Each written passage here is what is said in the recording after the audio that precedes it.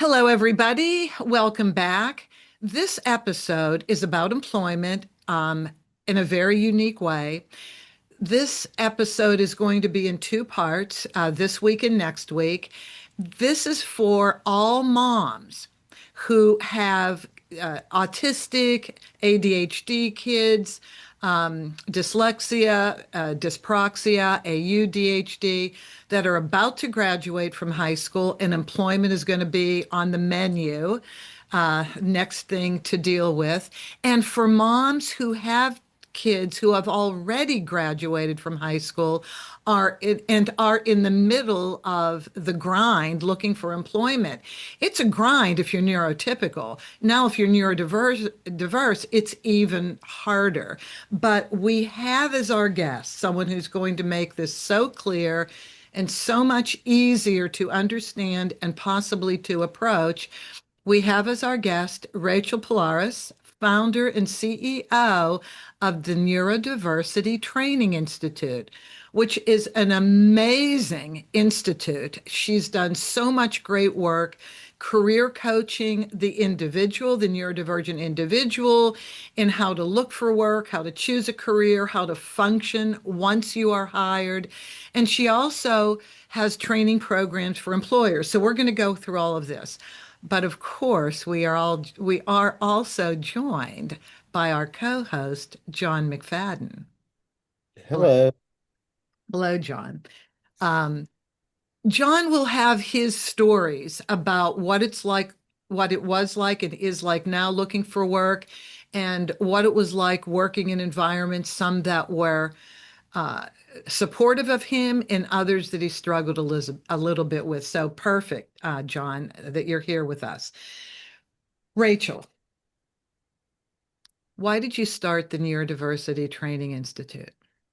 If I'm honest with you, I tripped and fell into neurodiversity. I graduated high school and went straight into, or I'm sorry, I graduated college and went into recruiting. And I loved the psychology of putting teams together. It was absolutely wonderful.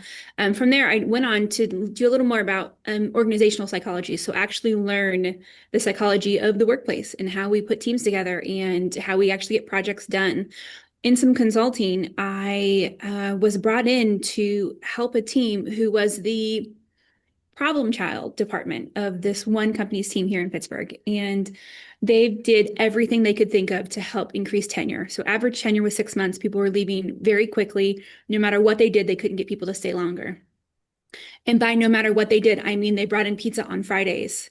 And that was all they could think of to do. They didn't know what to do past pizza, which is corporate's number one solution for a lot of things is team building is pizza, and then we move from there. So when I came on, I did a little research onto this team, and I found out that they were actually auditing mortgage files in a post-closing on loans, mortgage loans. And still today, there's this paper audit where you go line by line by every single paper, and you see what's different, what needs to be changed. Each county and each state has its own requirements. So it is detail oriented, it is monotonous, and quite frankly, it's boring work. A lot of people just didn't like this environment. They didn't like the work, and that's why they were leaving. Shortly after getting in there, I found out that we were actually combining two separate roles. So I asked them to separate mortgage files and talking with individuals to find out the details. So someone would do all the communication externally, and then another group would do all the detail audits, because those are two completely different skill sets that are hard to find in the same person, but easy to find when we separate them.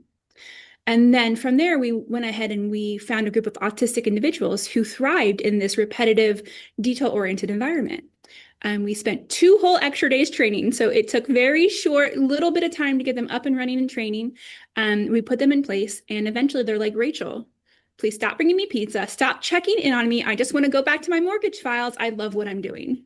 So through this little shift, we were able to take that problem child department within this company with the average tenure of 6 months and make it 3 years with this tiny little shift.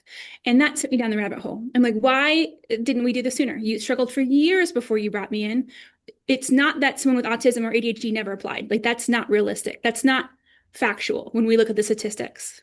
I So know, what but wait a actually minute. happened? How did you even get to the point of pairing the talents and skills of an autistic individual with that job? I mean, that's my psychology background, right? I understood the strengths of a psychotic Oh, autistic okay. individual, and I understood the mindsets that wouldn't work in this environment. I would not work in this environment. I can tell you right now, I am not made for repetitive tasks that detail oriented. I am a big picture, fly by the seat of your pants, fast type of girl, not detail oriented.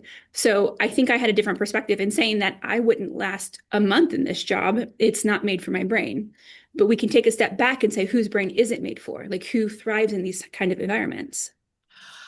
And I So, went to look into neurodiversity. From there, I'm like, let's see what we can do, right? How can we make this better for finding jobs? How can we use people's brain it as an advantage to solve some of the problems that we see in the corporate world every single day, right? Because these autistic individuals are struggling, these corporate companies are struggling, and we solved two problems with approaching this differently. okay, so this is kind of amazing. Well, I saw the HBO film on Temple Grandin. And for mothers who don't know about Temple Grandin, well-known artist, still living. I think she's in her 70s or 80s now.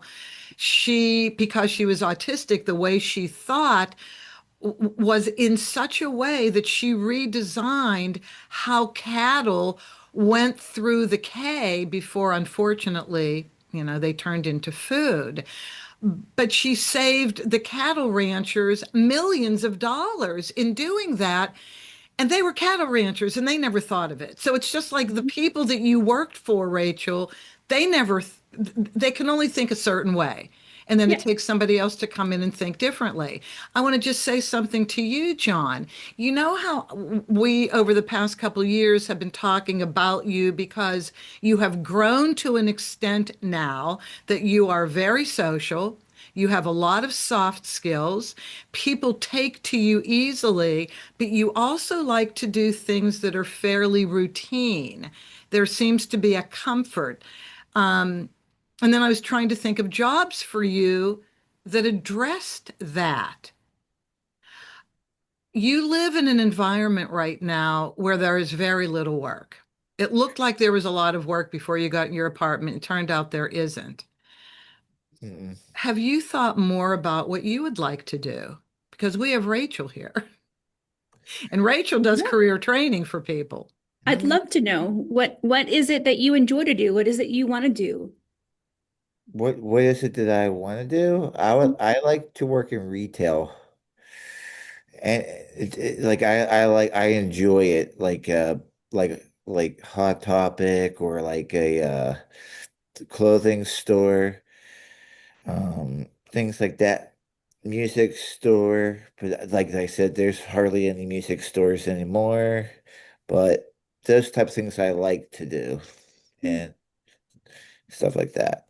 What interests you in retail? Is it the people? Is it the merchandise? Is it any retail? Like what attracts you And to that area? well, it's the people, and I like to I have like c- um coach them, like pick out some outfits that they might like or something like that. I think, things like that. And I'm so used to working like that type of thing with the public people. I'm pretty much good with working in the public and stuff like that. Hmm. Yeah. If I may, John is right. I mean, everything he said is absolutely right. First of all, he loves shopping.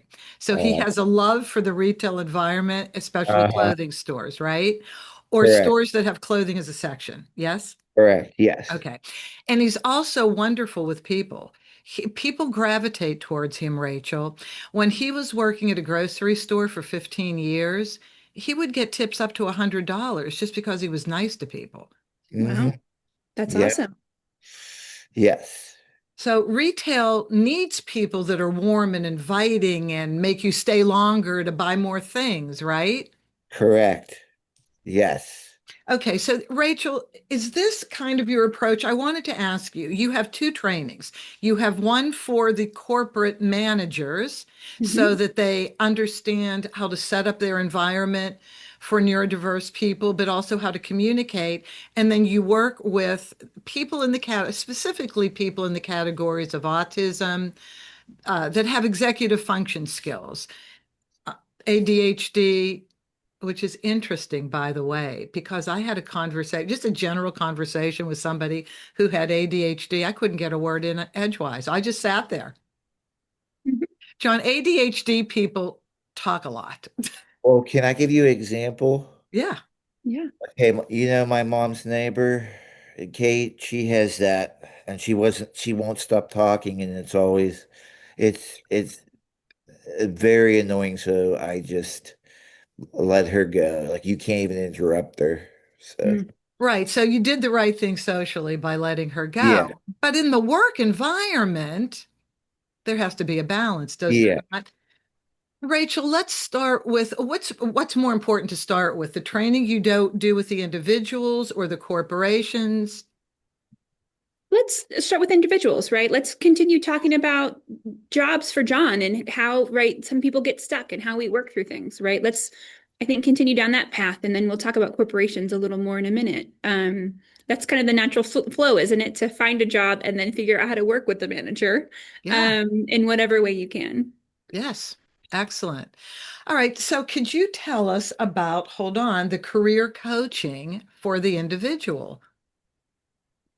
Yeah, so I actually find that there's a couple areas people get struggled on an individual level, or people get stuck on an individual level when it comes to employment.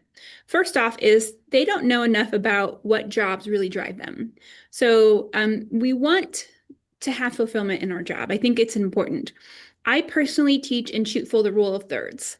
I think some people want to have joy in 100% of their job, but that's not necessarily realistic, right? I think you're going to love part of your job. I think there's going to be part of your job that you struggle with, and there might even be part of your jobs that you really, really wish you didn't have to do. I'm a business owner and I control my environment, and there's still things that I have to do as a business owner that I absolutely detest and I would prefer to never touch, but it is part of life. But how do we find that balance? So when we talk about the ADHD brain has this all or nothing mentality where it has to be 100% good. So what job has the most good, and how do you maybe mitigate some of the negatives, right? That's an area I tend to really talk with people about. What we see a lot in the field is people end up switching careers or roles every year and a half to something completely different because that didn't feel 100% of themselves. So we really Ah, try to have them understand what is best for their brain and what is realistic for the amount of your job you'll love. And then if there are parts of your job you don't love, how can we put systems in place that make it easier for you? So that is really one of the fundamentals with coaching. Two is the actual system of applying for jobs, right? It is difficult to consistently look for a job. You have to hold something that feels like rejection. It's not rejection, but it feels like rejection when you put an application in and you heard absolutely nothing. And you have to force yourself to put another application in. I was raised with the concept of one yes and 100. So this was something my dad taught me from a very young age, 5, 6, 7, 8 years old. It's always what we were taught. I'm expecting 99 no's, right? So if you want one job, you're thinking about putting in 100 applications. You're not thinking about putting in one application. And you're thinking about this as I'm checking a box and I'm moving forward. So in applying for jobs, there needs to be a shift. And I hope that you find a job by your 10th application. With all of my heart, I hope it never takes you 100. But the mentality that you have is that this isn't one application to one job. That's not how it actually works. This is several applications to one job. And putting this system in place on how much time you devote daily to applying for jobs, instead of going through this huge rush, burning out, and then not applying for 3 or 4 weeks, or applying for 1 or 2 jobs that you really want and then hoping on them and not applying until like that's filled, but you don't have other jobs in backup. So there's actually a system that gets put in place for how you apply to your jobs, when you check them, how you track these things, and having a sort of system for a lot of these autistic, ADHD, dyslexic individuals can really help them in this applying for jobs. And part of my coaching will say your assignment is between now and next week to apply for X amount of jobs. And next week, we're going to be like, okay, how did it go? What jobs did you apply for? Did you find what you're looking for? If you're not finding what you're looking for job-wise, what keywords are we searching? We're hearing back. What are we not hearing back? And making those small tweaks. So really putting that system in place is another important part that I do for individual coaching because it is difficult and it's a system, and we need something that is consistently there, and to know how to put this effort in a way that doesn't burn us out and actually lands the job we're looking for. Okay, you said a couple really important things, and I mean everything you said was important, Rachel. But well, here's what stuck out for me, and John, you can also chime in if you like. Everybody who's either selling themselves as a speaker, as a consultant, as a something to a corporation, or applying for a job, we beat ourselves up. And I'm going to throw myself in this too, because it doesn't matter whether you're neurodivergent or not. The process you offered is so realistic. And that is, there has to be a balance. You can't just apply for 20 jobs a day every single day. You need to take a breath, Mm-hmm. reflect on what you've done, who you've applied to, and maybe take a day off. I don't know, just to refresh yourself so that you can put the right amount of energy into the search. And number two, I love what your dad said. Only expect a response 1 in 100. When Mm-hmm. you put that realistic expectation out front, it becomes a different exercise. And I just started breathing easier as you're explaining this. I'm like, no, this is more humane what this woman is saying. Because you didn't get rejected. You didn't get rejected. You just got one step closer to your 100, right? You just got one step closer. And I always say, I encourage people to apply for 2 to 3 jobs every single day, Monday through Friday. You take off on weekends. It can take you, with your resumes in place, with your system in place. Once you get that legwork in, right, you're going to hit your 100 jobs by week 8. 2 months in, you're going to have 100 jobs applied for, right? Like, we can have a system in place that actually helps you kind of get through this and get things in and get things done. Like, there's ways that we can put these fundamentals in place. 100 seems unreasonable to some people. It seems like that's too many, I'll never get there. But with these systems in place, with these understanding exactly what we're going to do and knowing what's happening, we can get there relatively quickly. Okay. 100 is not unrealistic because I just had a conversation with my other nephew, Nicholas. John. I did. I had lunch Yeah. with him a few weeks ago. He's applying for jobs and he's not really thrilled. First of all, just the fact that it has to be online detaches us from humanity. It's not people to people talking. It's, people, a person talking to a machine. And he does go through that exercise. He's neurotypical, but it's demoralizing. And so I would like him to look at this when we air this, as this airs. I want him to watch this because you've just set up a realistic expectation. Thank you. I appreciate that. It really is like, this is the same system I use for neurodiverse and neurotypical, right? It's the same pointers. We're not doing much different here. I think though, some neurotypical minds understand the system better than neurodiverse minds. So they unintentionally put this into place. All Hmm. this training and coaching does is help a mind that doesn't necessarily grasp the process put a system into place that will actually carry them through without burning out. This could be easy as, right, I'm unemployed, I get up in the morning, I brush my teeth, I scroll my phone for an hour, I spend an hour applying for jobs, and then I go play basketball or whatever your little heart contents, right? We're talking like an hour of work 5 days a week. Take weekends off. There's no reason for it. If you stick to the system, you shouldn't have to do it every day. You should get time to breathe, just like everything else in this world, right? There's time for work and there's time for other things. So when your parents say to you, "What did you do all day?" Well, I put in 3 job applications. And they say, "You should have put in 10." What's the response? Mm. I think that's simply, I'm like, my goal is to put in 100 by this day, right? This is the Mm. system that I'm doing, right? This is the way that I consistently apply for jobs without getting burnt out. I don't want to do too much 10 at one time and then do none for the next week. And I think as long as you lay it out as a system and that you've thought about this and there's a plan, most parents will understand. Because in my experience, when I ask or parents ask the question, they want to know that you've thought about it, that you're not just winging it. They want to know that you have a well thought out, structured plan and you're actually moving towards something. A number is maybe a neurotypical would put on that, not understanding the burnout cycle. But if you lay out your plan, I think most parents would be like, love it. Go No, play basketball. You did it, right? Like, there's this thing about burnout, job application burnout, that I don't think people pay enough attention to. So, John, when you moved to the neighborhood that you're in, you moved, I think, in March or February. February. Okay, thank you.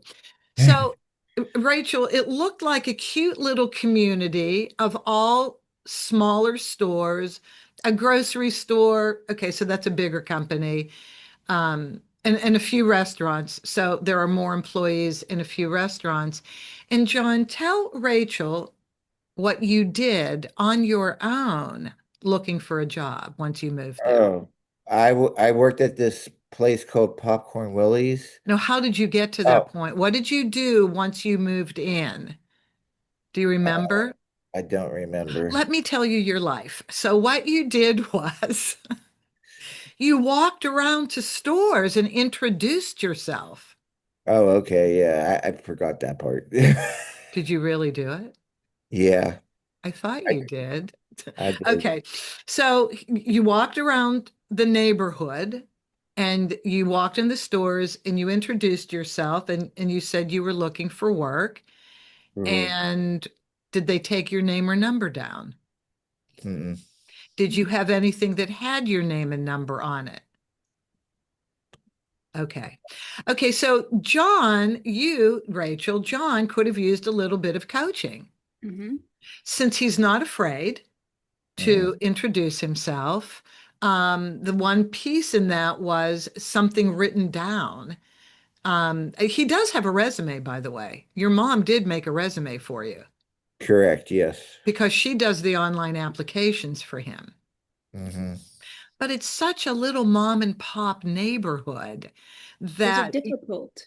Those are difficult. Very, all they very tell, difficult. because there's not a lot of opportunity. Mhm. You're right. A And there's lot a of them have lot. themselves as an employer, right? Like when we're talking about mom and pop stuff, they have their employer and maybe in a peak season, one or two others. Yeah.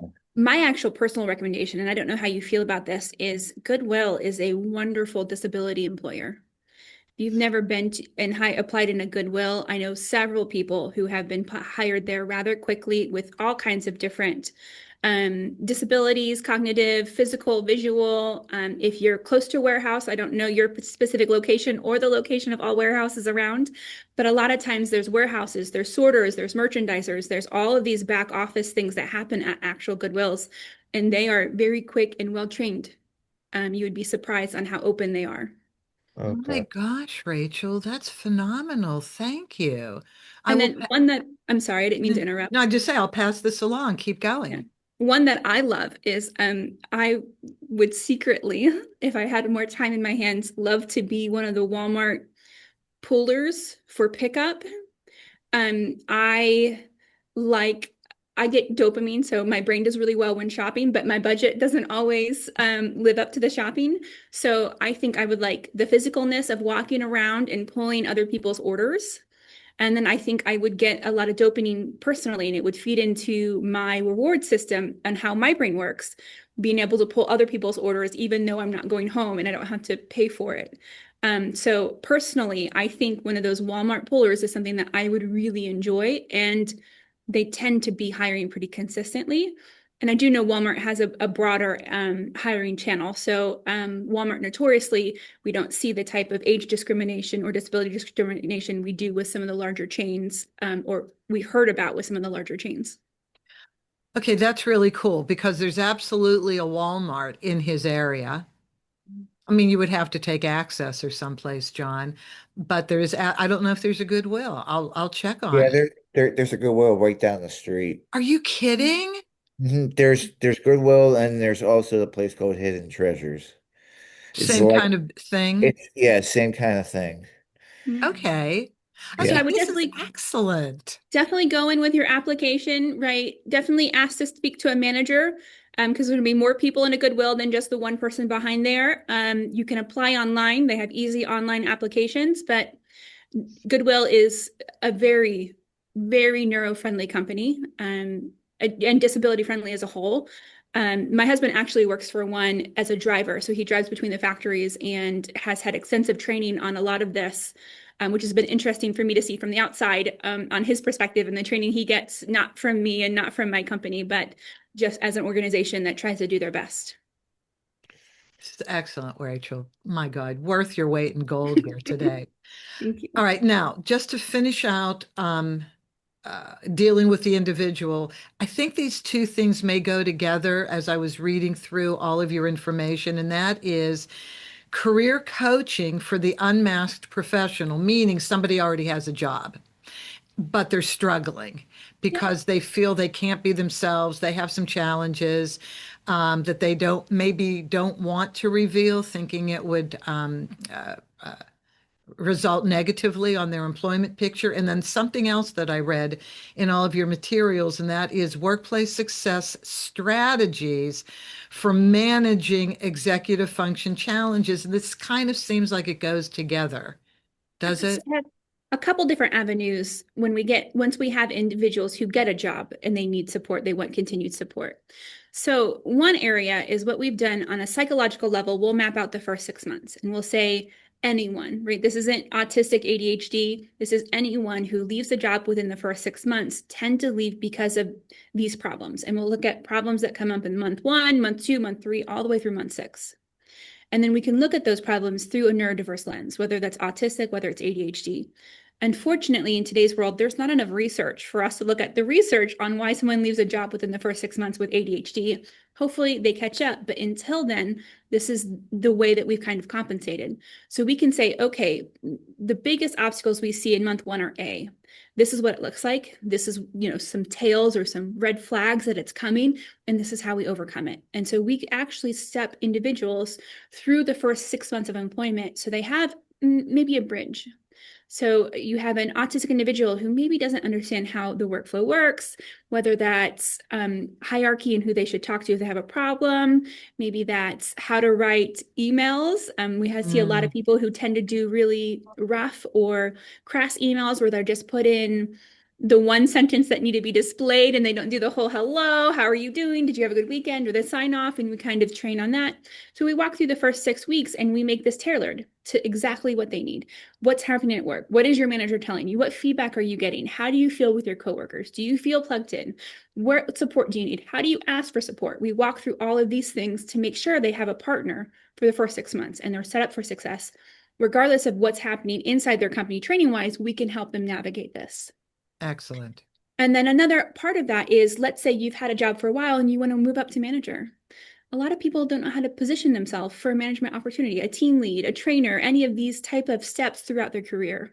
So we'll look at where they are and where they want to be and kind of create a pattern for how they get to that higher up roles and those higher up steps, if that's what they want to become.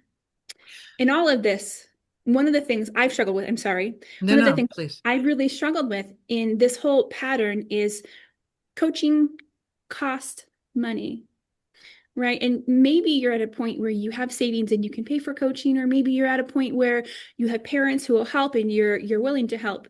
But a lot of times I have a hard time personally asking or having the only available assistance for individuals, especially once they're off that cliff and they're 18 and there's no help.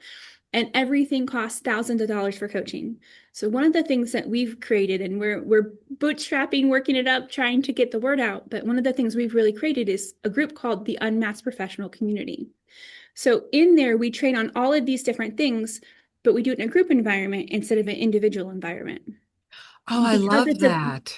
Because it's a group environment, we can Yeah. charge $20 a month. So right now it's $20 a month to join. You have training videos every single week. I launch a new training video. All this holiday season, we've talked about burnout and stress on the holidays and how to navigate group interactions and all of these holiday type things. In January, we're launching a unmasking challenge where we're actually going to measure how much we mask. So there's a psychological way, like psychologists use it to measure the amount that you mask, so we can see where you mask the most, where most of your energy goes out, and begin to pull that back. right? We can do that in a measured, monitored way where we're not just ripping a Band-Aid, scaring everyone around us and putting our mask right back on because we're a little scared about how we did it. We're scared of the reactions. We're doing this in a very tracked, managed way. We have weekly meetings where you can talk with me for an hour and get expert advice, and it's any questions anyone wants to talk about. We review resumes, we do interview prep, we do all of these things for $20 a month because it's not fair for the only way that we support people to cost thousands. So this is how we've tried to make it more for everyone and not cost prohibitive. Okay, so that is phenomenal that you've done this because, yes, coaching by and large in any area is really costly. But also, there's a comfort, isn't there, in being a group when you're sharing the same experience with each other? There definitely can be. Some people shy away from groups and they're like, I don't want to be in a group. I'm not social. So I think once you share a little bit, right? I always recommend just come. It's $20 for 1 month. There's a 7-day trial. Stay for 1 month, spend $20, cancel it if you don't like it, but share one little thing, like one tiny little I thing see. about you and see how the group responds and see the support where I've shared, it's been a horrible week for me and I broke down twice this week. Like I've shared that many times on there. And the support that comes from that says, I feel rejected because I, didn't get the job I wanted. What do I do? Right. And the support that comes from that. And when you see that, you'll see that it's okay to really be yourself and that we're all struggling throughout this. And sometimes finding a job, getting a job, and keeping a job sucks. But we can do it together and For we can all figure of it out us, by together. the Yes. way, for all of Yes. us. John, do you know what masking means? Yeah, it means hiding. Okay. All right. John is 40 years old. Hmm. I don't think this could have happened years ago, John, but just to address the masking, what Racheal was talking about in your own way, when you were working at the VFW, which is too far away for you to work at now that Right. you've moved, um, he spoke up. You spoke up, John. I don't want to talk about what your employer did right now. I want to save that for the second thing I'm going Yeah. to ask Racheal. Yeah. But just the Yeah. fact that you spoke up, can you address how you even felt comfortable enough to ask for what you needed? Um, I think yes, because I wanted to do something different. I wanted to wait on tables, and I said I can't write things down, but I could certainly try it if you guys give me a chance and stuff like that. And they kind of like, you know, worked with me a little bit on doing that type of stuff. Right. The fact that you spoke up, though, I think this is really important. And I think this goes to some of what you were just talking about, Racheal, in the masking. I'm assuming there's so much fear in somebody pushing themselves forward, asking for more, thinking about some of the issues they're having right now, or can they really do the new job? Why should they even bother to ask? Is this some of the struggles your clients go through?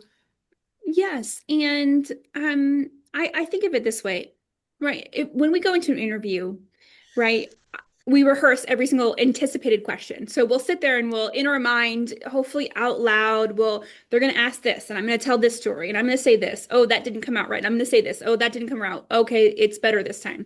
And we review over and over and over and again in our head the social interactions we're going to have in this interview. It's very common for a lot of people with autism and ADHD to over think about these things. But when we talk about masking, a lot of times we think about never stopping this. So you'll rehearse what you're going to say around the water cooler when you get a cup of coffee. You'll rehearse when you walk Oh, into your manager's meeting. You'll rehearse every single interaction. So you'll go home and instead of relaxing for the day, you'll rehearse the next interaction or you'll review what you feel you did wrong. Wrong's not accurate. Like we can I debate that, understand. but If whatever you made you uncomfortable, made you think you yes. didn't do it right or And then exactly right. hindsight is, oh, I should have said this, or I should have said that, or this should have been my comeback, or right, any of those things, right? You can hindsight this all the time, but you spend so much time and mental energy reviewing these things that you're less present in your job. And then you're less present at home because you have all of this extra mental load. And that is really what shows up as masking. Right, not speaking up from yourself, rehearsing conversations, planning every single interaction, not saying your idea for fear that it won't be accepted, or if it fails, you won't be pushed forward. So a lot of people do this, but when neurotypicals do it, we consider impression management. So typical people will do it for an interview, Oh, but they stop it when it actually gets into the job. see. Neurodiverse, autistic, and ADHD people do it in an interview, in every interaction, and everywhere they go, all the time, and it never stops. And it creates this huge mental load, which is why a lot of times we get burnout easier and quicker. So if we can stop this masking and reduce this mental load, it allows us to reduce burnout. So that's what we're aiming to do, is to say, where is our energy going? Why is it going here? And how do I reduce this so I can have more energy to put to the things I love to do, instead of coming home from work completely crashing and barely being able to feed myself? And also, it's just so relaxing to be who you are, to just say what you want to say when you want to say. I mean, considering that it's kind and nice, but other than that, yeah. John, did you when you were a Giant Eagle, did you speak up and ask for things like No, I didn't. different? No. No, So when you were at the VFW and you asked for more responsibility from the dishwasher position to out waiting tables, why were you comfortable doing that? because at the time my manager was actually pretty nice. Mm, Then at Giant Eagle, because Giant Eagle, the manager was not very nice. okay. So Okay. And you felt comfortable around the manager at the VFW. Okay. This yeah, is a great segue into the next section, Rachel, for the employer training. Mm, absolutely. So let's piggyback off of this. Communication is one of the things you work on in employer training. So please take it away on this. What do you do with employers? Yeah, we offer so much for employers. I feel like there's not one size fits all. We've done anything from hour-long awareness trainings. We do series. We do day-long workshops. I've done week-long workshops. I've done full pilot programs where we analyze the current structure of the hiring process and then implement a new one that uses universal design, or principles that will benefit neurodiverse individuals, but also benefit everyone. So how do we That's what make, universal design means, right? I was going yeah, to ask you about that. I forgot when we so initially talked. no, universal design is a concept that if we create something for the few, it will also benefit the many. One of the greatest studies in universal design was actually curb cuts. So when I say curb cuts, I mean when you walk into an intersection, there's now a slope that goes down for wheelchairs to enter the intersection, and it has the bumps for people who use canes, and that's normally where the buttons are that you push for the signs to stop and go. Curb cuts. They were mandatory to be put in the 90s as part of the ADA, American with Disabilities Act. And there was this upcry that they're going to cost so much money. It's going to be millions of dollars are wasted on 10% of the population. No one's going to use it. It doesn't benefit anyone. But when Harvard did a study 10 years after they were put in, they found that 90% of the time they were used by and benefited people who they weren't made for. So they're made for people in wheelchairs, and they were made for people who are visually impaired. However, they benefit delivery people, moms with strollers, dads with strollers. They actually did a study outside a chiropractor's office that people would walk down to the curb cut to walk down and then back over to their car, because it was harder for them with the pain in their back to lift their leg higher. People with canes, elderly, like it benefits so many people because we built this for the few. And so that's the same principle we use into the workplace. How do we build hiring systems, recruitment systems, onboarding, feedback for the few, but we're implementing it for everyone. So it's going to benefit the many. This is not about saying you're autistic, so we're going to hire like A, and you have ADHD, so we're going to hire like B. This is about saying we're all individuals and we all need a process that works for everyone. How do we make this process efficient for everyone, not just neurotypicals or not just ones with ADHD? I'm really happy that you brought up that example because that stuck with me when we originally talked. So thank you for bringing that up. Rachel, when you talk about workplaces weren't designed for the neurodivergent individual, what do you mean by that? I mean, workplaces were designed notoriously for the one person working. A work environment starts with the CEO and leader. And most jobs are added exactly like they're added, and most interviews are conducted exactly like the interviewer was interviewed in the beginning. So, for example, when I first was told I was going to interview someone else for our team, I was slid a resume the day before and said, Rachel, you're interviewing this person tomorrow. Good luck. And that was the full, complete amount of training that I got to decide whether someone was a fit for our team. And I would say that's actually probably pretty average. It's not taught in high school, it's not really taught in college. Most companies don't have training, maybe a few, but I would say 3 to 4% of companies have training on how to actually manage or actually interview someone. So, what do? You go to Google and you type in, what questions do I ask in an interview? And you pop up. You ask them what popped up. Or you try to remember what questions were asked in your last interview and you re ask those. The problem is, a lot of those are sneaky and not designed for everyone's brain. They're designed for brains back in the 60s and 70s when they first really came around. We ask questions like, tell me about a time you had a bad situation and how you overcame it. Or, um, why do you want this job?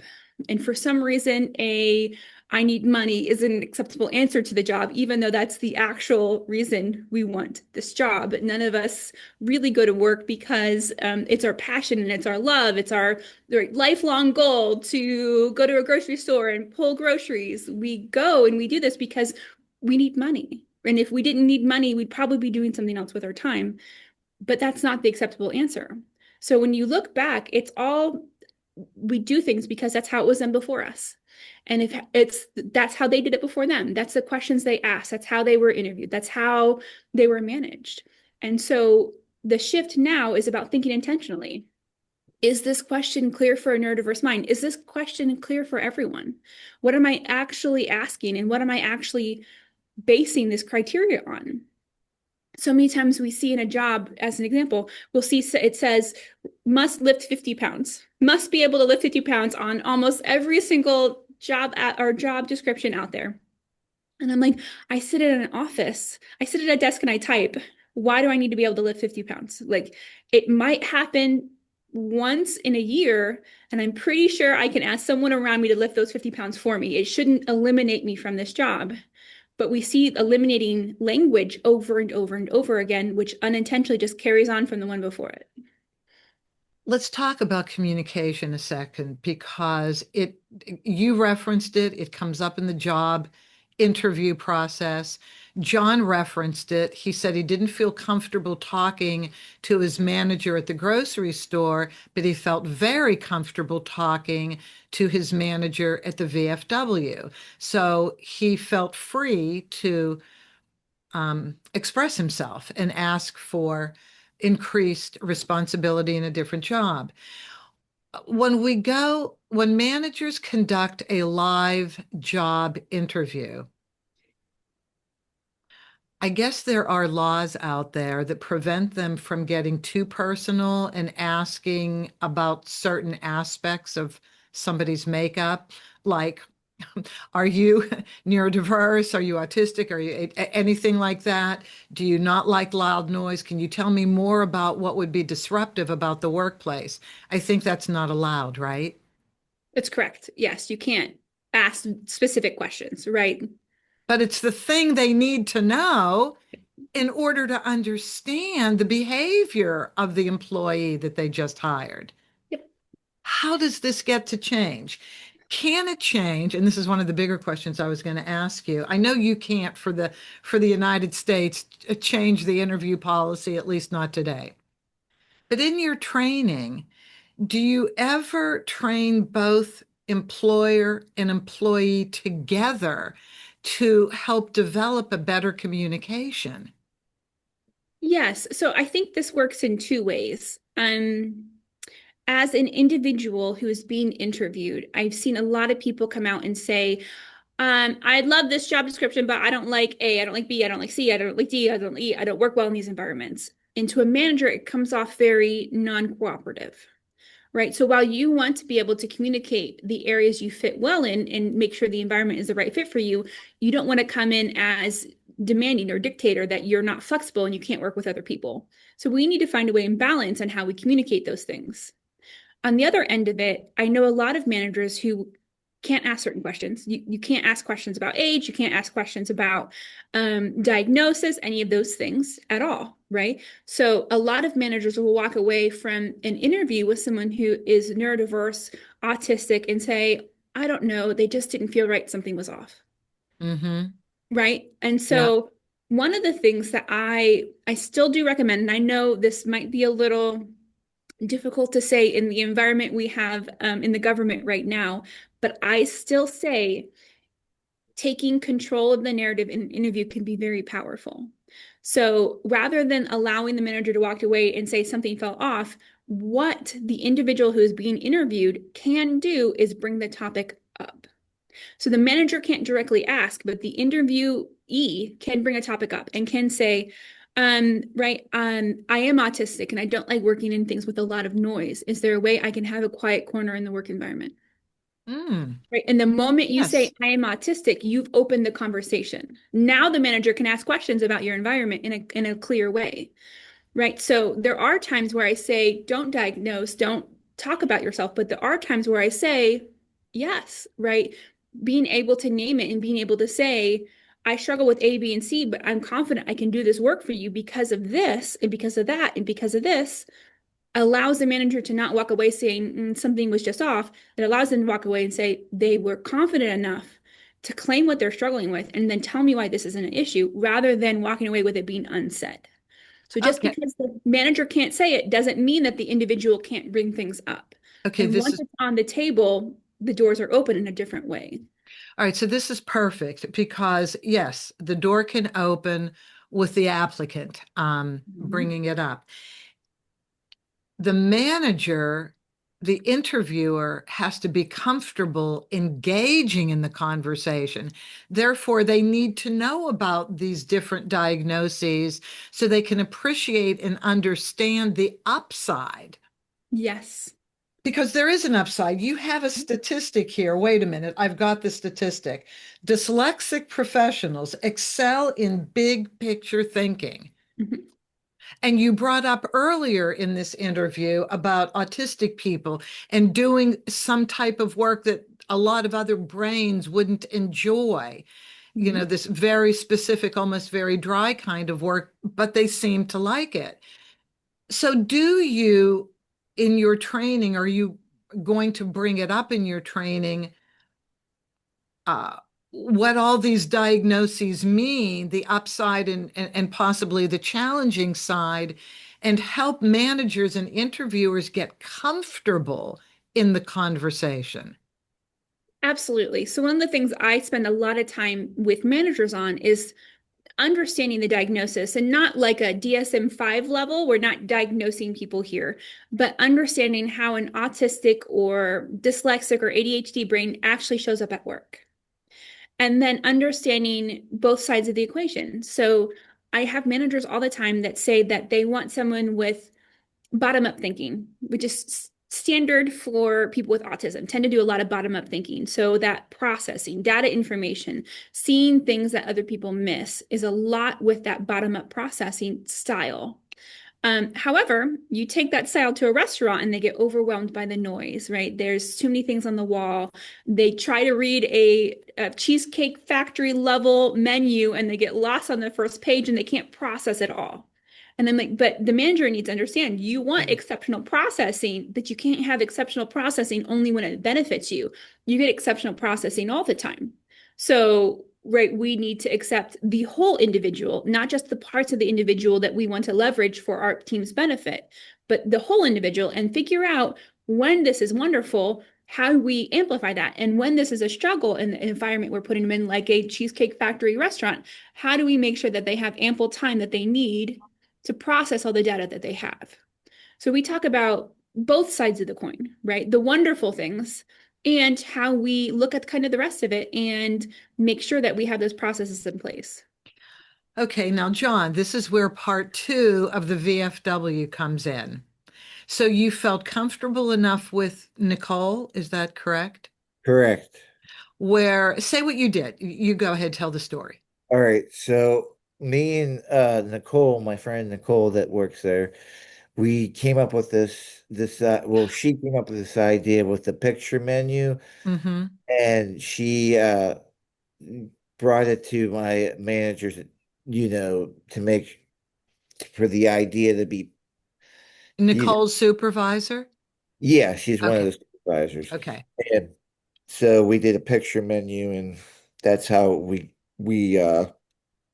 worked on, well, that's Well, how it's she, more than a picture menu, though. She gave, yeah, because you have it around there, the laminated version yeah, uh-huh, of they created a different version of the menu, so it was yeah, mostly pictures, right, John? yeah, correct. Laminated it and then gave him a marker Yeah. to go ahead, then bring to the table. And You then could go ahead. and then and then I would bring it to the table, and I would draw lines to what they wanted, and then if there's a special, I would use the like a dry eraser thing, and I would mark it like a check mark on the side of the thing, on the side of where the like star thing Hmm. was.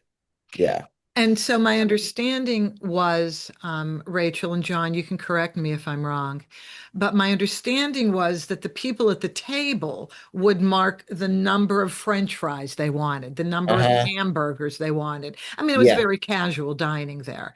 Yeah. And then John would bring it back to Nicole or whoever's working the register at the time. They would key it in for him because math numbers are not his Yeah. strong suit. Right. It would get translated to the kitchen like it Mhm. normally does. And when the order was ready, John would go in, pick it up, bring it to the table, and then he would ask them to say, who gets what, and he would serve it to Right. them. Correct. So this was a small business, very warm people, by the way. So going back to Rachel, what you're talking about with communication, and everybody has to feel comfortable with each other. So the problem solving can be easy and beneficial to everybody. Absolutely. That sounds wonderful. I love that example. I think it's a beautiful example of accommodations in the workplace for actual individuals, right? Like, what does John actually need to survive it, to thrive at work? What can we do for John to have the type of job he really wants to work for? And then have everyone work to put it in place. And it sounds like it went incredibly well. Yes. Good. And the only reason he's not there is because he moved too far away, or he would still be there. Mhm. You know, Yeah. go But ahead, John. you know what my real dream job is to work in a hotel cleaning rooms. Cleaning You've rooms. never said this. Okay, Well, keep going. I just thought of it right now. Okay. The reason I would like to do that is because I mean I watch a lot of like movies where you go to the hotel and you have like the room service and people leave tips sometimes, but I just like to be very like neat. Like I don't. Like make it so like people come back and you know, things like that. But I always wanted to work in a hotel, Mm. always. I Okay, know it's John. not a hotel, but I have a friend who does car detailing. Car Ooh. detailing is a really wonderful job if you enjoy that cleaning. You literally get one car dropped off, you spend all day on it, and they pick it up and have another one. It's if you enjoy that sort of thing and you're really great at those details. Oh, Oh. Rachel, you're good at this. Thank you. You're good at the creative ideas. I love you. Um, yes, John is very neat, Hmm. has excellent taste, picks Hmm. outfits for me when we go shopping when I go back to Mm. Pittsburgh. I Mm. mean, it's a real treat going shopping with him, but it's interesting when well, he no longer lives with his mother, but when Yeah. he lived with his Wait a mother, minute. Yeah. would do my laundry, Mm. Yeah. and the folding would be exceptional. Yeah. Good. Store Good. quality folding. And I'll give you Judy, an example. Like I'll give you go an ahead. example. I just went to Kohl's with Miss D a couple of days ago. His Okay, caregiver guide, caregiver, yeah. intern, And whatever. and so we go in, and you know how like you go into a store, right? And people like throw all these the shirts and stuff. I said, I can't. I have to make it nice and neat. They were like so messy, and she's like, John, you really shouldn't do that. I said, no, but it's driving me nuts. I have to. Because you can't see what you want to buy when people throw it in a pile. Just like when you go to a record store and you go to a record store and you say, "Oh, I like this artist." Okay? You have to literally dig to get to the CD that you want. They don't make it nice and neat, so you don't know you have all the extra work and effort. That's Yeah. very interesting. That's Mhm. very interesting Love that it. you said that. Thank you. Thank You're you for welcome. that. I want to I'm close. I'm I'm sorry, you Go mentioned ahead. Pittsburgh, John. Are you in the Pittsburgh area? Correct, yes. I'm north of Pittsburgh myself. I'm probably an hour north of the city, 45 minutes out north of the city. I'm actually not far from you at all.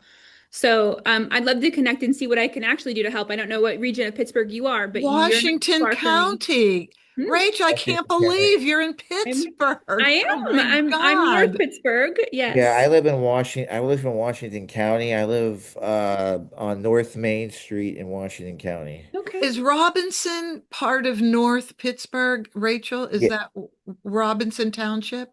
No, West. That's airport that's west. area, right? West. But I mean, Right. there's huge that's stores. The amount of that's stores in Allegheny. Robinson is Yeah, that's huge. Allegheny County. Okay, Yes. this is really cool, and we will definitely do this separately. I want to close this portion out, and then I want to do the second portion with your projection for 2026. But I'd like you to say whatever I didn't ask you to tie it up with a little bow, Rachel, as we conclude. Anything? No pressure.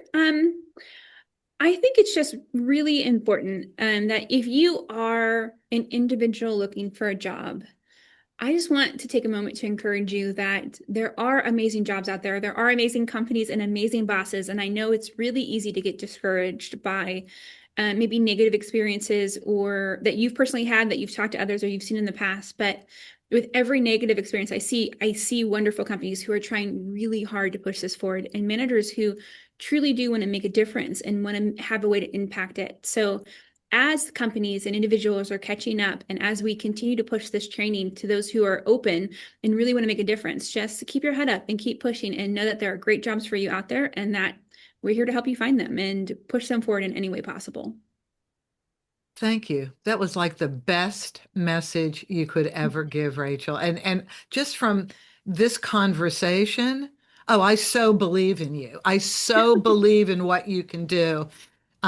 Yeah, thank you. Thank you very Thank much. you. Appreciate I you being appreciate that. here. Hold on, everybody. Next week, we're going to have a second episode on her with projections for next year. John, is there anything you would like to say in a parting comment? Just be yourself, I guess, and then you don't have to be scared. You just feel what just go in there and you just do the best you can, even when things are really difficult for you. So that's all I have to say. That was an excellent parting message. Thank you. Mhm. And here's my parting message to everybody. In the world of special needs, we all need each other. And I will talk to you all next week. Take care.